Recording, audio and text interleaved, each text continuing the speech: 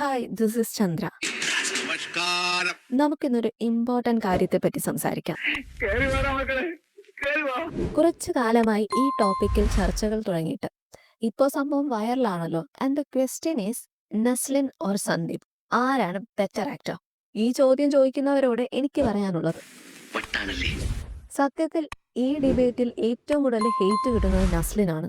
അതേസമയം പടക്കളം, എക്കോ പോലുള്ള സിനിമകൾക്ക് ശേഷം സന്ദീപ് പ്രതാപിന്റെ ഗ്രാഫ് സ്ട്രെയിറ്റ് മേലോട്ടാണ്. അതിനൊപ്പം തന്നെയാണ് കമ്പാരിസൺസും തുടങ്ങിയത്. സന്ദീപ് വേറെ ലെവലാണ്, നസ്ലിനെ കമ്പയർ ചെയ്യാൻ പോലും പറ്റില്ല എന്നൊക്കെയാണ് പലരും പറയുന്നത്. ഇവരോട് ചോദിക്കാനുള്ള ഒരേ ഒരു ചോദ്യം ഇതാണ്: നമ്മൾ മലയാളികൾക്ക് ഒരു പ്രത്യേക മൈൻഡ് സെറ്റ് ഉണ്ട്. കുറച്ച് സീരിയസ് റോൾസ് ചെയ്ത അടിപൊളി പെർഫോമൻസ് എന്ന് പറയും.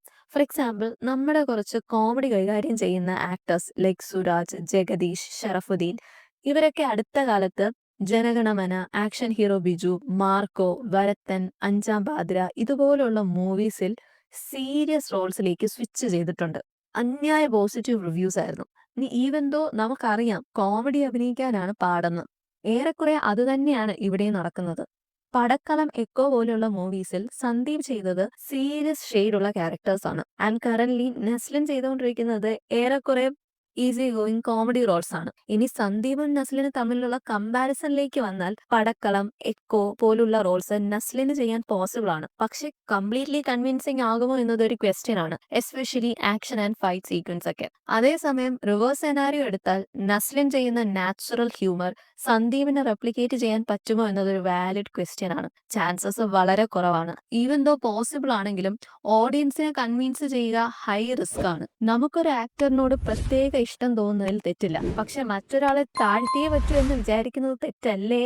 കോമഡി റോൾസ് ചെയ്യുന്ന ആക്ടേഴ്സിന് സീരിയസ് റോൾസിലേക്ക് മാറുന്നത് അത്ര റിസ്കി അല്ല, ഓൾറെഡി പ്രൂവൺ ആയ കാര്യമാണ്. പക്ഷേ സീരിയസ് റോൾസ് ചെയ്യുന്നവർക്ക് കോമഡി ക്രാക്ക് ചെയ്യുക വളരെ റിസ്കിയാണ്. കുറെ പേർ പയറ്റി പരാജയപ്പെട്ടിട്ടുണ്ട്, വിജയിച്ചവരുമുണ്ട്. സന്ദീപ് ആണേലും നസ്ലിൻ ആണേലും ഇതാണ് അവരുടെ സേഫ് സോൺ. ഇത് അവരെ കൊണ്ട് പറ്റില്ല എന്നൊക്കെ കൺക്ലൂഡ് ചെയ്യാൻ മാത്രമുള്ള സിനിമകൾ രണ്ടുപേരും ചെയ്തിട്ടില്ല, പ്രത്യേകിച്ചും സന്ദീപ്. ആൻഡ് ഇവര് അടുത്ത മോഹൻലാലും മമ്മൂട്ടിയും ഒക്കെ ആവുമെന്നും പറയാനുള്ള ടൈം ആയിട്ടില്ല. തൽക്കാലം നമുക്ക് നല്ല സിനിമകൾ കണ്ട് നല്ല ആക്ടേഴ്സിനെ സപ്പോർട്ട് ചെയ്താൽ പോരെ.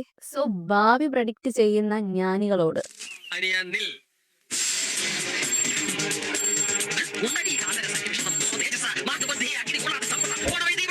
സോ ന്യൂ കമേഴ്സ് ആണെങ്കിലും സീനിയർ ആക്ടേഴ്സ് ആണെങ്കിലും let's promote good movies and respect their hard work. Thanks for watching.